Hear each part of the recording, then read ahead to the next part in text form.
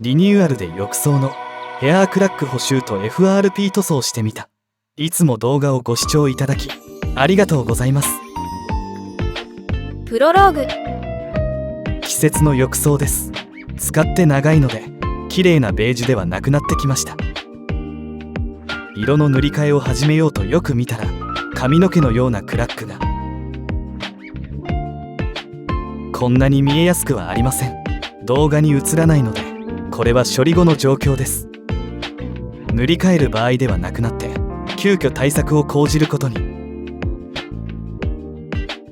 その処理を含めた浴槽塗装の顛末記をどうぞご覧ください。塗装後の状況です。見違えるようになりました。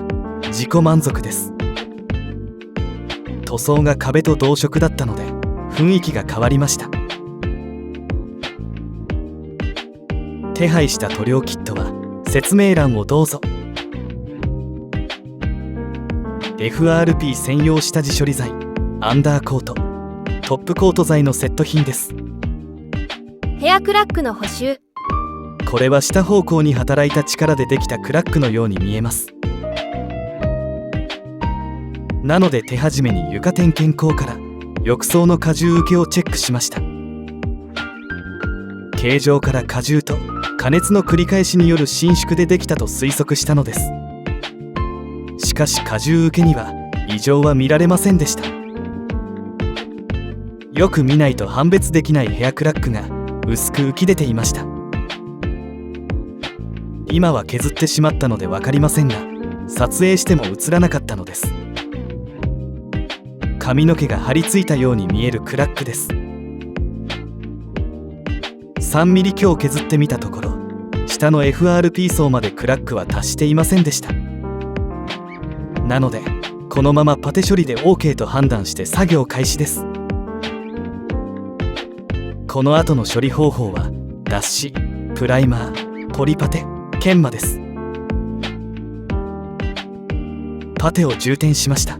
このパテは別の動画にもたびたび登場しますが非常に強靭です。乾燥させて次工程に進みます。乾燥時間は20度で75分です。購入すると説明書が添付されます。ポリパテは2液混合式でポリパテ量の 1% 添加剤を加えます。ごくごく少量です。硬化時発熱します。間違って大量に添加すると発火しますのでご注意を。プライマーやポリパテは説明欄をご覧ください。プライマーは塗布後最長で4時間を過ぎないようにします。接着力が低下します。乾燥不足は剥がれなどの原因になります。乾燥目安は25度で30から60分です。パテ後の質感はわからないと思います。この後何回かパテと研磨を繰り返します。サンドペーパーは240番や320番を使用します。 3M のスポンジタイプが良いです。軽くこするだけで平らになります。触って凹凸が感じなくなるまで繰り返します。処理が終わりました。この画面で色の劣化がよくわかると思います。最初は綺麗なベージュでした。上部の水に常時浸らなかったところのような感じ。下部は漂白剤を使っても色は前のように戻りません。クラック2本の画面下側黒線は印をつけたマジックの名残です。なので気にしないでください。底部の薄いクラックも処理しました。洗浄、脱脂と研磨。浴槽をくまなくチェックして他のクラックも処理を終えました。本来ここからスタートでしたが塗装後クラックが出るよりは良いです。思わぬ回り道でしたがここからマニュアルに従って再スタートします。スポンジタイプ240番にキットの専用洗剤を含ませながらくまなく研磨します。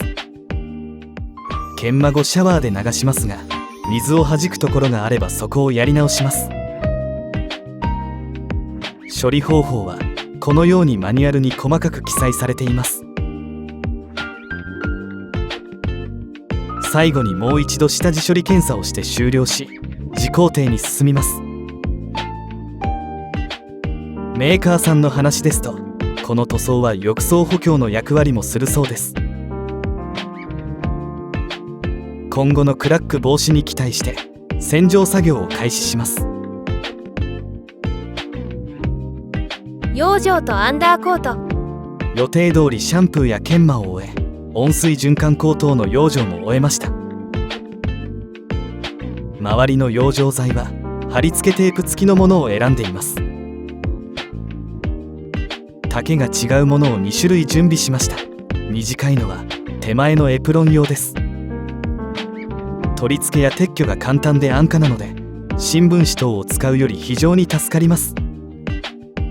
これ以降水は大敵なので完璧にシャットアウトします。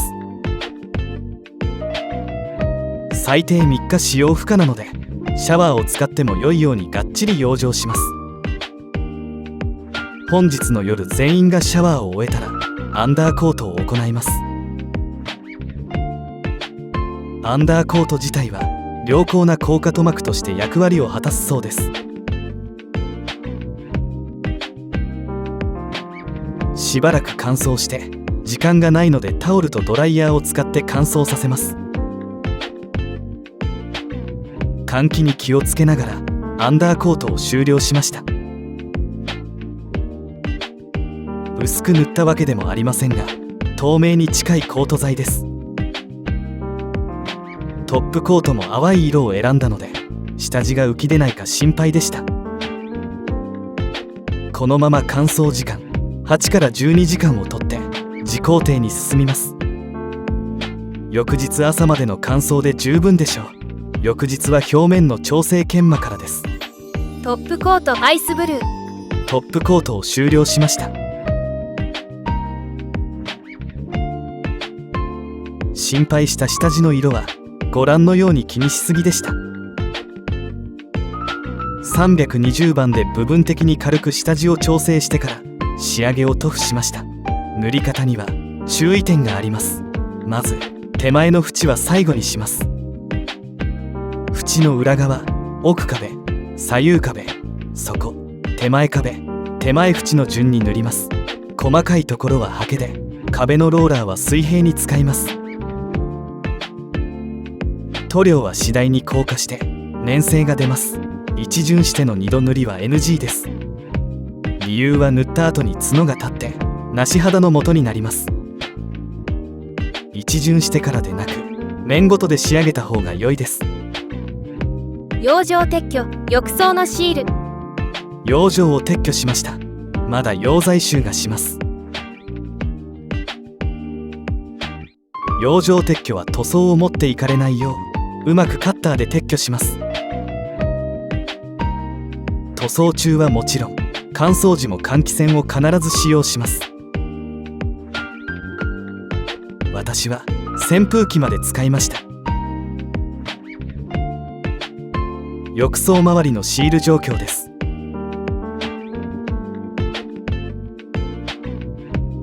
ホワイトで太めに打ちました。これで浴槽周りは完成です。私の場合ですが、トップコートの乾燥はあまりスムーズではなかったようです。最後は浴槽の底に向けて扇風機を回しました。縁は早く硬化したので、おそらく溶剤臭を早く追い出さないとダメな気がします。浴室のシール。続けてこのリモコン周りをシールします。防カビ対応のシール剤ですが、時間が経つとこのようになりますね。完了しました。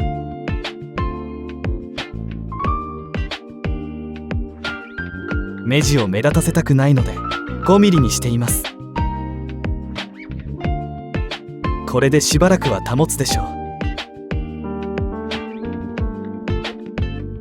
縦の目地も新調します。これ以上はキリがないのでここまでです。終わりました。慣れてくるとあまり時間はかかりませんね。完成。最後にパテ処理した場所の状況を含めて仕上げの質感をご覧ください。処理痕は全く分かりませんね。良い感じです。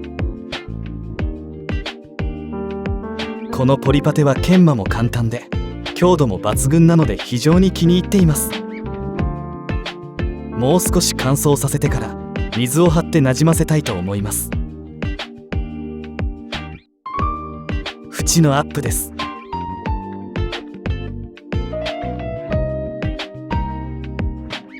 底のアップです。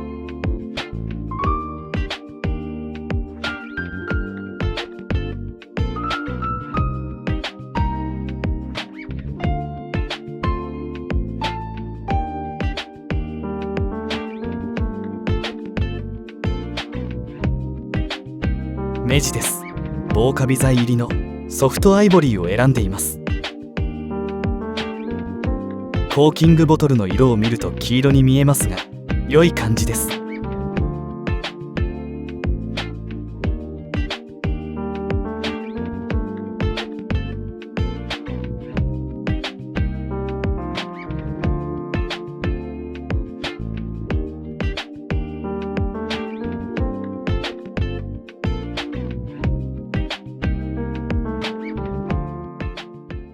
13ヶ月後の浴槽塗装状況。最後に施工後13ヶ月経過した状況を見ていただきます。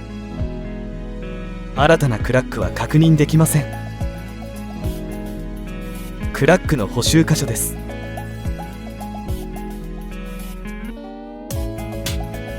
底の状況です。排水口の周りに少し水が溜まっていますがご容赦ください。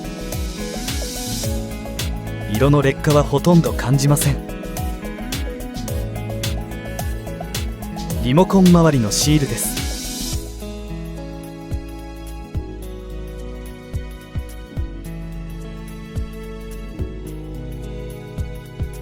今回も最後までご視聴ありがとうございました。次回作にご期待ください。チャンネル登録と通知をオンにお願いします。